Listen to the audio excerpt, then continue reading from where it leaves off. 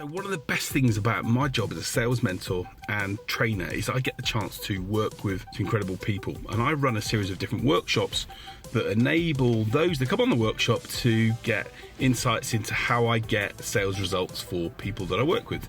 And I was really lucky I had a chance to do a sales workshop a couple of weeks ago with some amazing businesses and business ladies in Somerset.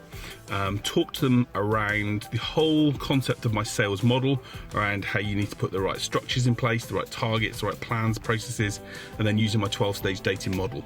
So in this video, I'm going to share with you some examples of the words and ideas and thoughts and concepts that I shared with the ladies that in the workshop.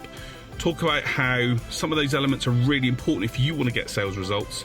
We can also then ensure that you can do what you need to do to get the results, like the ladies in the workshop that we held last week. My name is James White, I'm the UK's leading prospect conversion expert, and I'm a passionate believer in helping great businesses get better sales results. Have a look at the video, see if there's anything in there that you can use that can make a difference in your business, and put your comments in the section below. I'd love to know that it's helping you get better sales results. So, is everyone aware of something called marginal gains? Everyone heard of this term, marginal gains?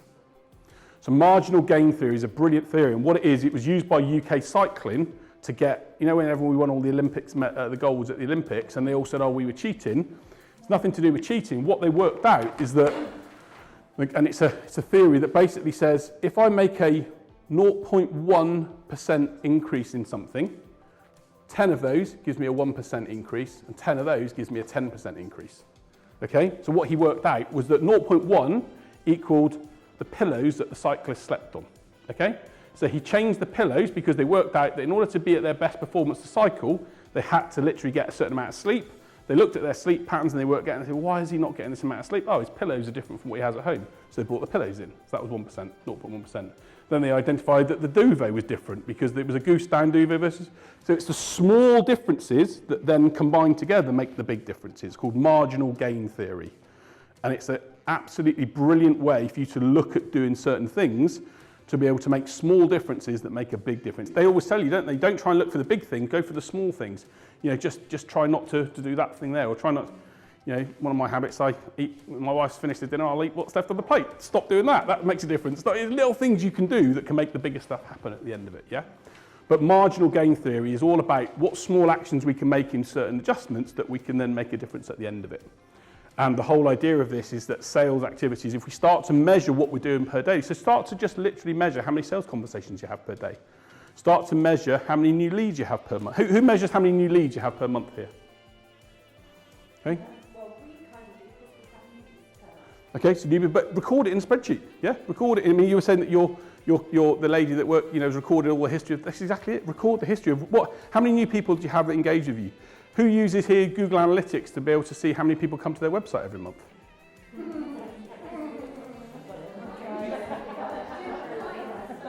Exactly, you're saying you do for clients but not for yourself. So it's a really good point, but actually if if in your process, your first process is lots of content. I know that last month I had 227 people, last week, so I had 227 people come to my website.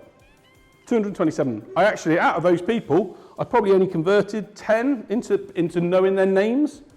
So therefore, my conversion rate, I can do what can I do to improve, and that means I've got to improve my website or do something different there. But 10, actually, I'm happy at that because it's okay for me. But the point is, I know what those numbers are. If you don't know those things, then you're just generally boxing in the dark. You haven't got a clue. Start to measure metrics like the amount of people that come to speak to you per month. If you don't, how can you improve? Going back to what I was saying about the cyclists, they knew that to get gold medals, they had to make those differences. And everyone said, oh, they're cheating. No, they weren't cheating. They won't win as many medals now because everyone's caught up, because everyone's now doing the same thing. So they've now got to innovate and do it again. But, so we achieved the target, and I've got a spreadsheet which I'll give you, which you can use, that basically goes through all of what we've talked about. What's your target? What's your average order value? And how many people do you need to speak to in order to hit your number? And trust me, the numbers are a little bit scarier than you think. And every day you don't do it, just ramps up, and that's why people don't hit sales targets. So set that target at realistic, be realistic, just say, do you know what, actually I was aiming for that, but okay, even if I got that, I'd be happy with that. Or you might have a baseline figure. If I do not bring in, going to the lady that I spoke to, I said, what's your baseline? What's your number? I need £2,000 a month. There you go, there's your number. That's what she needs. That's what she needs to pay her mortgage and to do what she needs to do. Fine. That's our baseline. Right, now we can build on from that. But we know we have to generate £24,000. In her product, funnily enough, her workshops are £6,000. Yeah? So her workshops, so she's £24,000 her number, and I'm telling you the lady's name. Her workshops are 6,000. I said, you need 4 people, 4 workshops, you're done. But the problem is, as I tell her, likes don't pay the mortgage. Likes, follows, shares, they don't pay the mortgage. They don't pay for kids to go to holidays and whatever. What puts money in the bank is sales. And that's where we have to get onto. So, there's lots of resources that we've got, what the average values are. I just want to quickly talk about pipelines. If you guys use systems, if you don't use CRM systems, I did offer this to the guy, this is on page 11, I haven't got very far about this, but I did mention to the guys on Southwest Business Expo, I happen to own a system like this. I'm very happy to give you all 3 months free access if you want to use it for the next 3 months. Do people use email marketing tools here, like MailChimp and that sort of stuff to communicate? Okay, we need to talk about that as well, in a way. Got a lot of it, I'm not going to get through it. No, it's not, but what it is that these are the things, so to my point, We might need to do a round 2, Jen. we might need to, but the reason being here, just because people leave at Bristol doesn't mean they don't ultimately want to go to London. So the reality is, in sales and in business, we have to nurture these people. So in other words, if I'm going to use again my wife, bless her, I texted her lots and lots of times when I first met her, and she played very hard to get. And she took 2 days to text me back, and I was like, fucking hell, is this meant to be like this? And I nearly gave up, but I didn't. And she always says, that's it, that's just how it was and whatever. But if I'd have given up, then I wouldn't be where I am today. But I persevered because I wanted to carry on and go forward. So you've sometimes got to persevere and show people your value and what you do over a period of time. And that's where you can use marketing systems, like the one I mentioned, or there's lots out there that can help you, if you like, work for you while you're doing what you're doing. So what they'll do is they will share some of those materials, those content, those items that you've got in the background. So give you another example. There's a client of mine at the moment that sells into schools, a company called Inspired Playgrounds, based in Bridgewater, really good guys. The school gets engaged with what they do, but they're not ready to buy straight away. They have to go through a bit of a nurturing process. So we set up a campaign where every 2 or 3 weeks they get an email that says, here's how we solve this problem for you, Mr. Head Teacher. Here's how we solve this problem for you, Mr. Head Teacher. Here's how we solve this problem for you. So what you're doing, they're knocking on the door. They're continually making people aware of Inspired Schools and what they do and what they do. And eventually, when the messages that you hit in resonate with that audience, they go, actually, this makes sense. I want to have a conversation. So they then go into the next stage of the process. So it's a nurturing process, and we do maybe need, I didn't know if that was being covered through your digital marketing people, but we could do a separate session on that. That's really, really important to have. Would you say that it's better to keep ringing, or do you think it's fine just to keep? So I have this question asked to me a lot, actually, and the reason there's 2 answers to that. Sorry, I wasn't taking my fees up. There's 2 answers to that. The first answer is you don't email the fire brigade if your house is on fire, okay?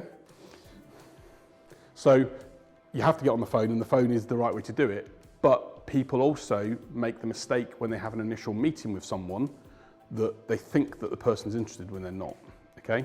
And one of the skills that I'll talk about as part of the process is called emotional sales intelligence, okay? And emotional intelligence is one of the biggest success factors that everyone has. To be able to know in this conversation, are you really, really interested, or are you just being nice and polite because you're British? And it distinguishes the really high, the best salespeople versus the average, is that they just know, they're tuned into that. They're tuned into how someone's appearing, the way they're acting, and what they're saying and what they're doing. So the honest answer is, I would continue to phone, but I would also potentially change my message. So the first phone call is, oh, lovely to meet you, Mrs. Jones, today. Thanks very much for your time. If you've got an appointment and they don't turn up, oh, Mrs. Jones, we missed you here yesterday. Just check everything's okay and that you're okay. 4 weeks later, look, Mrs. Jones, I don't want to become a pain in the backside here, but we haven't heard from you. I just want to check that things are still on plan for your bathroom and what you're looking to do. 2 months later, it might be, Mrs. Jones, we're really sorry, we don't want to become a pain, but we're not going to contact you anymore, but unless you do want to speak to us, let us know.